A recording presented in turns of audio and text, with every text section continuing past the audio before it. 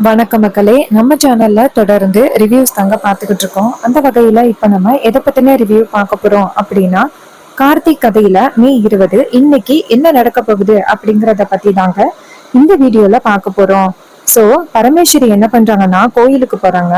அங்க வந்துட்டு ஊர் பொதுமக்கள் எல்லாருமே சேர்ந்து கும்ப சோறு ஆக்குறாங்க.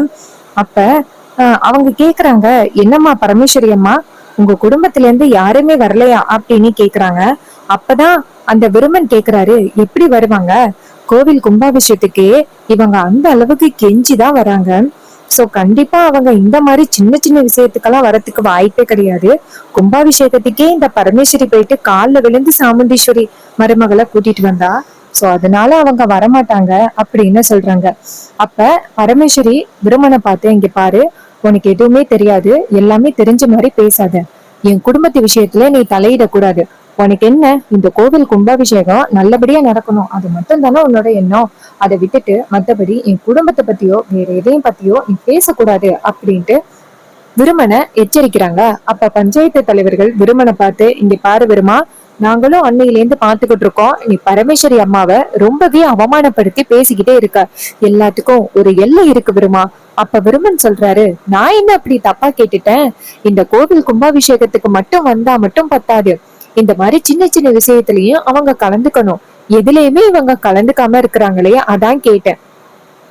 பரமேஸ்வரி சொல்றாங்க, இங்க பாரு விருமா, சாமுண்டீஸ்வரி ஒண்ணும் நீ நினைக்கிற மாதிரி சாதாரண ஆள் கிடையாது. அவளுக்கு நிறைய வேலைகள் இருக்கும். அந்த வேலைகள் எல்லாத்தையுமே அவ பொறுப்பா பாத்துக்கணும்ல. அப்ப விருமன் சொல்றாரு, நல்லா சமாளிக்கிறீங்களே. உங்க மருமகளை விட்டு கொடுக்காம பரமேஸ்வரி சொல்றாங்க, விருமா, உனக்கு வேண்டியது என்ன, கும்பாபிஷேகத்துக்கு என் புள்ள வரணும், அதே மாதிரி என் புள்ள வருவான்னு ஒத்துக்கிட்டான், தேவையில்லாம பிரச்சனை உண்டாக்காத. இது கேட்டதோட விரும்பணும், இங்க பாருங்க, நான் என் நியாயப்படிதான் கேட்டேன், நான் ஒன்னும் உங்ககிட்ட பிரச்சனை பண்ணணும் அப்படிங்கறதுக்காக எல்லாம் நான் கேட்கல. அப்ப அவங்க சொல்றாங்க, இங்க பாரு விருமா, பரமேஸ்வரி அம்மாவை இதுக்கு மேல எதுவும் சொல்லாத, அவங்க இந்த ஊருக்காக நிறையவே பண்ணிருக்காங்க, நீ தேவையில்லாம அவங்களை இப்படி பேசுறது இங்க எல்லாரையுமே அவமானப்படுத்துற மாதிரி. இது கேட்டதோட விருமனும், சரி சரி நீங்க பாருங்க அப்படின்னு சொல்லிட்டு போறாரு. அப்பதான் விருமன் நேரா சிவனாண்டிக்கு போன் பண்றாரு. சிவனாண்டி போனை பார்த்துட்டு, என்னது விருமன் போன் பண்றான், சொல்லு விருமா. அப்ப விருமன் சொல்றாரு, இங்க பாருங்க, இந்த பரமேஸ்வரி ரொம்பதான் ஆடுறா, என்னமோ இந்த கோவிலே அவளுக்கு சொந்த மாதிரி பேசிக்கிட்டு இருக்கா, இவளுக்கும் அந்த சாமுண்டீஸ்வரிக்கும் சரியான ஆப்பு வைக்கணும், எப்ப வைக்க போறீங்க. அதுக்கு சிவனாண்டி சொல்றாரு, அதுக்கான ஏற்பாடுகள் எல்லாமே இங்க தீவிரமா நடந்துகிட்டு இருக்கு.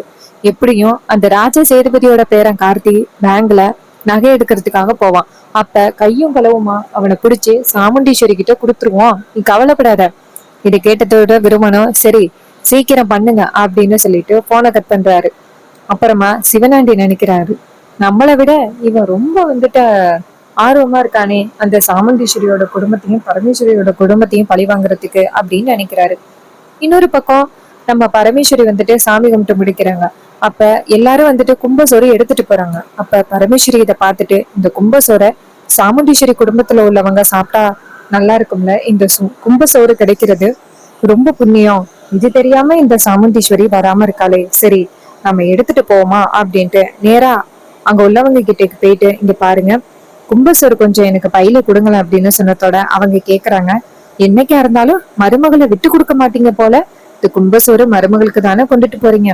அப்ப அவங்க சொல்றாங்க, ஆமா, சாமுண்டீஸ்வரிக்கு ஏதாவது வேலை இருக்கும், அவ போயிருப்பா, வீட்டுல என் பேத்திங்கெல்லாம் இருக்காங்கல்ல, அவங்க எல்லாம் இந்த கும்பசோரை சாப்பிட்டுமே, இது எவ்வளவு பெரிய புண்ணியம் தெரியுமா அப்படின்னு சொன்னதோட அவரும் சரிம்மா அப்படின்னு சொல்லிட்டு ஒரு பையில கும்பசோறு எடுத்து கொடுக்குறாரு.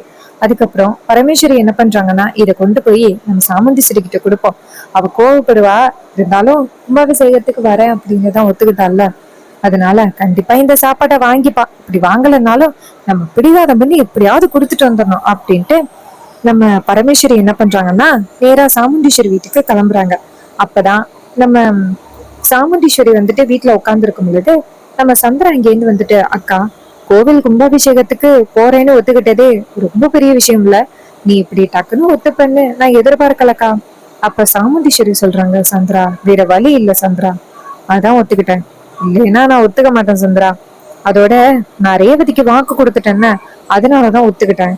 அப்ப சந்திரா சொல்றாங்க, சரிக்கா, இந்த கும்பாபிஷேகத்துக்கு போறதுதான் கடைசி, அதுக்கப்புறம் அங்க போக கூடாதுக்கா, அதுக்கு சாமுண்டீஸ்வரி சொல்றாங்க, சந்திரா அதெல்லாம் கண்டிப்பா நடக்கும் சந்திரா. அந்த கும்பாபிஷேகத்துக்கு மட்டும்தான், அதுக்கப்புறம் இந்த குடும்பத்துக்கு எனக்கும் சம்மந்தமே இல்லை. அப்பதான் நம்ம மயில்வாகனம் இருக்காரு வந்துட்டு, என்ன சின்ன மாமியாரே, அத்தையே போகணும் அப்படின்னு நினைச்சாலும் நீங்க போக விட மாட்டீங்க போல. அப்ப சந்திரா கேக்குறாங்க, என்ன சொல்றீங்க?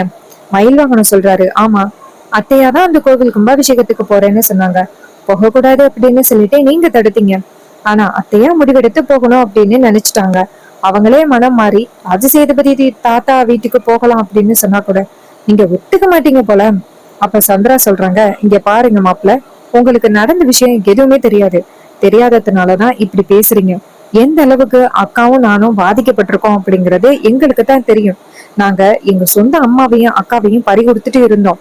அந்த ராஜ சேதுபதியோட கால்ல விழுந்து எங்க அம்மா கெஞ்சினாங்க அந்த நகையை எடுக்கல அப்படின்னு. ஆனா எங்கேயாவது அந்த ராஜ சேதுபதி ஒத்துக்கிட்டானா எங்க அம்மாவை கால்ல விழ வச்சு கடைசியில எங்க அம்மா இறந்ததுக்கு அவர்தான் காண மாட்டாரு. அப்படிப்பட்ட அந்த ஊருக்கு எதுக்கு போகணும் அப்படின்னு தான் எனக்கே தோணுச்சு. ஏதோ அக்கா சொன்னாலே அப்படிங்கறதுக்காக தான் நானே வந்தேன். இங்க பாருக்கா, இந்த கோவில் கும்பாபிஷேகத்துக்கு போறதுதான் கடைசி. இதை கேட்டதோட சாமுண்டீஸ்வரியும், சரி சந்திரா, நான் என்னைக்கும் அம்மா இறந்ததை மறக்க மாட்டேன். சந்திராவும் சரிக்கா அப்படின்னு சொல்லிட்டு இருக்கும் பொழுது பரமேஸ்வரி அங்க வராங்க. பரமேஸ்வரி வந்ததோட சந்திரா பரமேஸ்வரி பார்த்துட்டு அதிர்ச்சி ஆகுறாங்க. கோவில் கும்பாபிஷேகத்துக்கு வரேன்னு சொன்னது போதும், இவ அடிக்கடி வீட்டுக்குள்ள வராளே, இவ மட்டும் அடிக்கடி வீட்டுக்குள்ள வந்தா கண்டிப்பா வந்துட்டு சாமுண்டீஸ்வரிய மாத்திருவான். இதனால வந்துட்டு சாமுண்டீஸ்வரி அந்த ராஜ சேதுபதியோட குடும்பத்து கூட சேரத்துக்கு நிறையவே வாய்ப்பு இருக்கே, விடக்கூடாது அப்படின்னு சந்திரா நினைக்கிறாங்க. அப்ப பரமேஸ்வரி வந்ததோட சந்திரா நேரா சாமுண்டீஸ்வரிய பார்த்து, பாத்தியாக்கா, இதுக்குதான் சொன்னேன் இவங்களுக்கெல்லாம் இடம் கொடுக்க கூடாது அப்படின்னு. பாத்தியா, கொஞ்சம் கொஞ்சமா வீட்டுக்குள்ள வர ஆரம்பிச்சுட்டாங்க. சாமுண்டீஸ்வரி கேக்குறாங்க, யார சந்திரா சொல்ற? அப்ப சந்திரா சொல்றாங்க, அங்க பாருக்கா. அப்ப சாமுண்டீஸ்வரி வந்துட்டு நேரா பாக்குறாங்க. பார்த்தா பரமேஸ்வரி வராங்க. கார்த்தியும் பரமேஸ்வரி பாட்டி வரதை பார்த்துட்டு அதிர்ச்சி ஆகுறாரு. பாட்டி எதுக்கு இங்க வராங்க அப்படின்னு கார்த்தி நினைக்கிறாரு. அப்பதான் பாட்டி இங்கேருந்து வந்துட்டு சாமுண்டீஸ்வரி அப்படின்னு சொல்ல, அப்ப சாமுண்டீஸ்வரி கேக்குறாங்க, ஏய், இங்க எதுக்கு வந்திருக்க? உன்னை யார் இங்க வர சொன்னது அப்படின்னு கேக்குறாங்க. அப்ப பரமேஸ்வரி சொல்றாங்க, சாமுண்டீஸ்வரி கோவப்படாத சாமுண்டீஸ்வரி, நான் வந்த நோக்கம் தெரிஞ்சிச்சுன்னா நீ என் மேல கோவப்பட மாட்டேன் சாமுண்டீஸ்வரி. அப்ப சாமுண்டீஸ்வரி கேக்குறாங்க, இப்ப எதுக்கு வந்தேன்னு சொல்ல புரியா இல்லையா அப்படின்னு கேக்குறாங்க. அதுக்கு பரமேஸ்வரி சொல்றாங்க, சாமுண்டீஸ்வரி, ஊர் மக்கள் எல்லாருமே சேர்ந்து கோவில் கும்பாபிஷேகத்தை முன்னிட்டு கோவில் கும்பாபிஷேகம் நடக்கிற வரைக்கும் இது மாதிரி கும்பச்சோறு ஆக்கி சாப்பிட்றது வழக்கம். அதான் கும்பச்சோறு ஆக்குனாங்க. நம்ம வீட்லேருந்து எல்லாரும் வருவீங்க அப்படின்னு எதிர்பார்த்து காத்துக்கிட்டு இருந்தேன். ஆனா யாருமே வந்துட்டு வரல. அதான் அந்த கும்பச்சோரை நானே கொண்டுட்டு வந்துட்டேன். பேத்திங்க எல்லாம் சாப்பிடட்டும் அப்படின்னு சொல்றாங்க. சாமுண்டீஸ்வரி கேக்குறாங்க, யாருக்கு? யாரிடி பேத்தி? அப்ப பரமேஸ்வரி கேக்குறாங்க, என்ன சாமுண்டீஸ்வரி இப்படி பேசுற? அப்ப சாமுண்டீஸ்வரி சொல்றாங்க, இங்க பாரு, நீ பண்ண அநியாயம் அக்கிரமம் எல்லாத்தையுமே மறந்துட்டேன் அப்படின்னு நினைச்சுக்கிட்டு இருக்கியா? இங்க பாரு, ஒவ்வொன்றும் என் மனசுக்குள்ள வேதனையா ஓடிக்கிட்டு இருக்கு. இந்த மாதிரி பாசக்கரை நீட்டி என் வீட்டுல உள்ள எல்லாரையுமே ஏமாத்தலாம் அப்படின்னு நினைக்காத. இங்க பாரு, கோவில் கும்பாபிஷேகத்துக்கு வரேன்னு ஒத்துக்கிட்டது உனக்காக ஒன்றும் இல்லை, அது என் பொண்ணுக்காக மட்டும்தான். ஞாபகம் வச்சுக்கோ, நான் எதுக்காக வந்தேன்னா என் பொண்ணுக்காக மட்டும்தான். மற்றபடி இந்த கோவில் கும்பாபிஷேகத்துக்கு வந்து ஓ மானத்தை காப்பாற்றணும் அப்படிங்கிறதுக்கெல்லாம் நான் வரவே இல்லை. இதுக்கு மேலேயும் மறுபடியும் இந்த வீட்டுக்குள்ளே வந்து என்னை இப்படி தொந்தரவு பண்ணுற வேலை வச்சுக்காதப்போ வெளியே அப்படின்னு சொல்கிறாங்க. ராஜராஜா சாமுண்டீஸ்வரியை பார்த்து, சாமுண்டீஸ்வரி, என்ன இப்படி பேசுகிற? அம்மா கும்ப சோறு தானே கொண்டுட்டு வந்தாங்க, நம்ம பிள்ளைங்க சாப்பிட்டா நல்லது தானே. என்ன என் கண்ணு முன்னாடியே உங்க அம்மாவுக்கு சப்போர்ட் பண்ணி என்ன வந்து மட்டம் தட்டுறீங்களா அப்படின்னு கேக்குறாங்க. அப்ப ராஜசேதுபதி கேக்குறாரு, என்ன சாமுண்டீஸ்வரி இப்படி பேசுற? கும்ப சோறு அப்படின்னு தானே சொன்ன.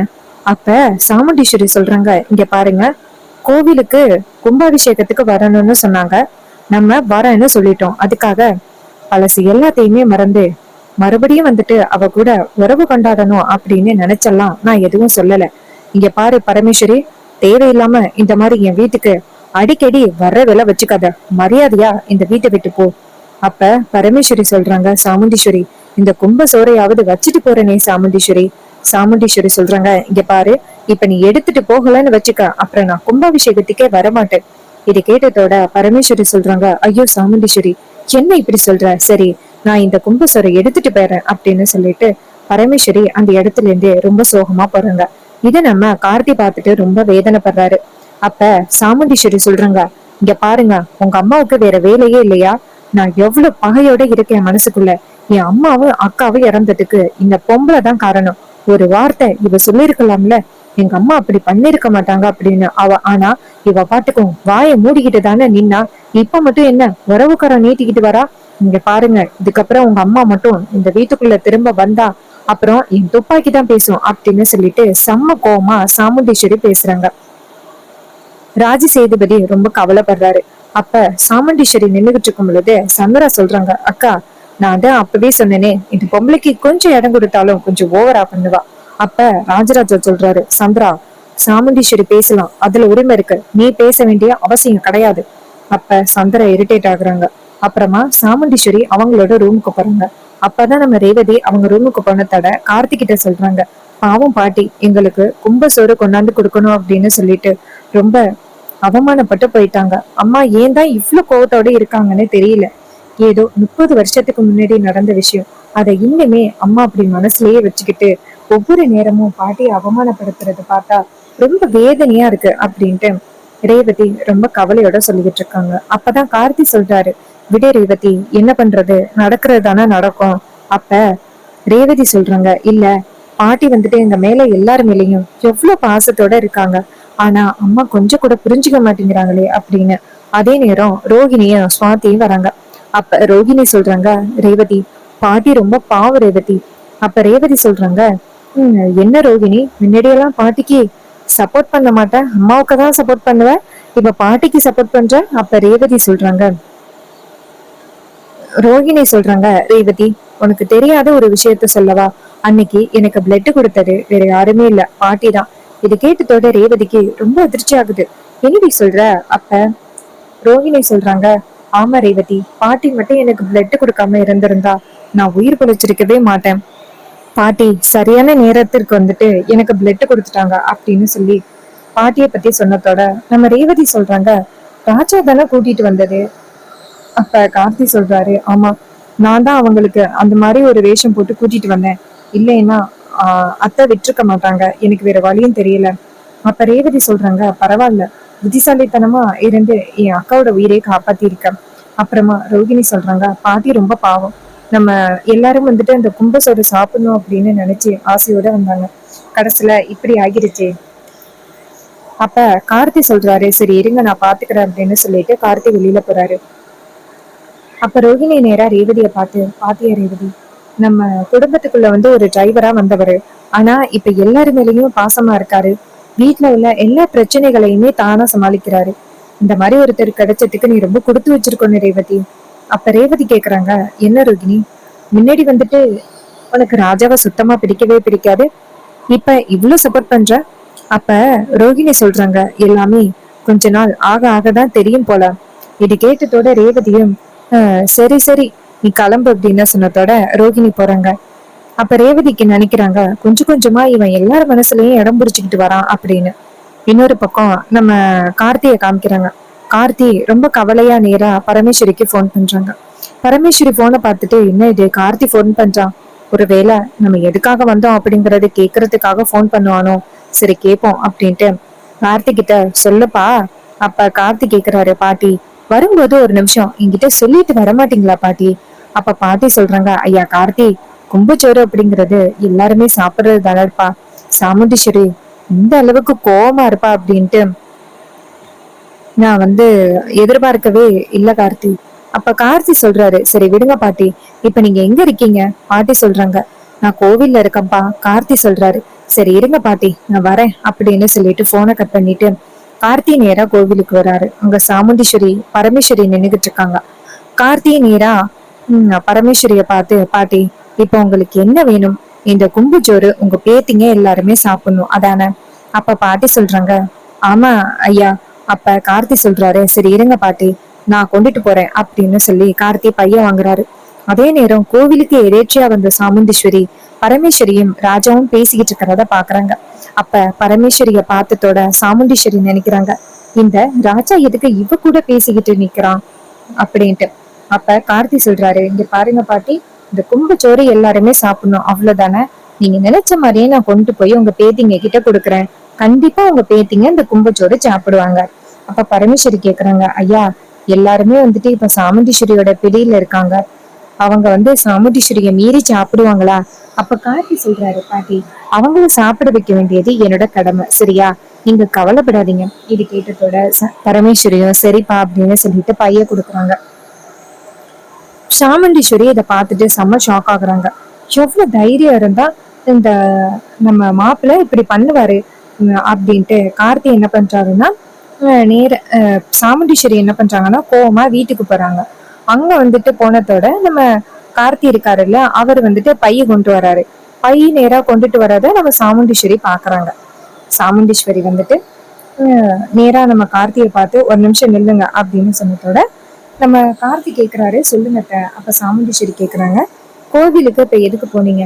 அப்ப கார்த்தி அதிர்ச்சி ஆகி, அப்ப நான் சும்மா தான் போயிட்டு வந்தேன். அப்ப சாமுண்டீஸ்வரி கேக்குறாங்க, மாப்பிள்ள இந்த வீட்லயே நான் நம்பிக்கையா இருக்கிறது நீங்க மட்டும்தான். நீங்களும் எனக்கு இப்படிப்பட்ட ஒரு துரோகத்தை பண்றீங்க. கார்த்தி கேக்குறாரு, அத்தை என்னத்த சொல்றீங்க? நான் என்னத்த உங்களுக்கு துரோகம் பண்ண? சாமுண்டீஸ்வரி கேக்குறாங்க, நிறுத்துங்க மாப்பிள்ள. நீங்க போயிட்டு எனக்கு தெரியாம அந்த பரமேஸ்வரிய பார்த்து அவகிட்ட உள்ள கும்பசோரை வாங்கிட்டு வந்திருக்கீங்க. நான் என்ன சொன்னேன்? அவ கொடுக்கற பொருள் எதையுமே இந்த வீட்டுல உள்ளவங்க யாரும் சாப்பிட மாட்டாங்க அப்படின்னு நான் சொன்னேன். ஆனா நீங்க போயிட்டு இப்படி அந்த பரமேஸ்வரிய சந்திச்சு அவ வச்சிருக்கிற இந்த சாப்பாடை வாங்கிட்டு வர்றது எனக்கு அவமரியாதை கொடுக்கற மாதிரி இல்ல. இது கேட்டதோட கார்த்தி சொல்றாரு, அத்தை இது சாதாரண கும்பசோறு தானே, இதுல என்னத்த இருக்க போகுது? அப்ப பரமேஸ்வரி சொல்றாங்க, சாமுண்டீஸ்வரி சொல்றாங்க, இதுல என் கௌரவம் அடங்கி இருக்கு மாப்பிள்ள. என் அம்மாவோ என் அக்காவும் இறந்ததுக்கான காரணத்தை நான் உங்ககிட்ட சொல்லியும் நீங்க அந்த பரமேஸ்வரியை போய் சந்திச்சு அவகிட்ட இந்த சாப்பாடை வாங்கிட்டு வந்திருக்கீங்கன்னா அப்ப உங்களுக்கு என் மேல கொஞ்சம் கூட மரியாதையே இல்லை அப்படின்னு தானே அர்த்தம். இது கேட்டதோட கார்த்தி அதிர்ச்சி ஆகுறாரு. அப்ப சாமுண்டீஸ்வரி கேக்குறாங்க, மாப்பிள்ள நீங்க இப்படி பண்ணுவீங்க அப்படின்னு நான் கொஞ்சம் கூட எதிர்பார்க்கவே இல்லை அப்படின்னு சொல்லிட்டு சாமுண்டீஸ்வரி செம கோவப்படுறாங்க. சாமுண்டீஸ்வரி கோவமா போனதோட ராஜராஜா அங்கிருந்து ஓடி கார்த்திகிட்ட அந்த கும்பசோரை வாங்கி குடும்ப மாப்பிள்ள அப்படின்னு சொல்லிட்டு அந்த கும்பசோரை கொண்டுட்டு போயிட்டு சமைச்சு எடுத்து வச்சு சாப்பிட போறாரு. அதுக்கப்புறம் நம்ம ராஜா எல்லாரையுமே கூப்பிட்டு, பாருங்க பாட்டி கும்பசோரை கொடுத்து வச்சிருக்காங்க, எல்லாரும் சாப்பிடுங்க அப்படின்னு சொன்னதோட அந்த பேத்திகளும் ரொம்ப சந்தோஷமா வாங்கி சாப்பிடுறாங்க. இன்னொரு பக்கம் சாமுண்டீஸ்வரிக்கு கார்த்தி மேல சரியான கோவம் ஆகிட்டு. சோ இந்த எபிசோடு உங்களுக்கு எந்த அளவுக்கு பிடிச்சிருந்துச்சு அப்படின்னு மறக்காம கமெண்ட்ல ஷேர் பண்ணுங்க. இதே மாதிரி இன்னுமே அப்டேட்ஸ் தொடர்ந்து நம்ம சேனல்ல நீங்க பார்க்கணும் அப்படின்னு நீங்க நினைச்சா மறக்காம நம்ம சேனலை சப்ஸ்கிரைப் பண்ணிக்கோங்க. பக்கத்துல உள்ள பெல் ஐகானை கிளிக் பண்ணி ஆல்வேஸ் செட் பண்ணிக்கோங்க. அப்பதாங்க அடுத்தடுத்து வீடியோஸ் போடும் பொழுது தொடர்ச்சியா உங்களுக்கு நோட்டிபிகேஷன் வரும். பார்க்கலாம். தேங்க்ஸ் ஃபார் வாட்சிங்.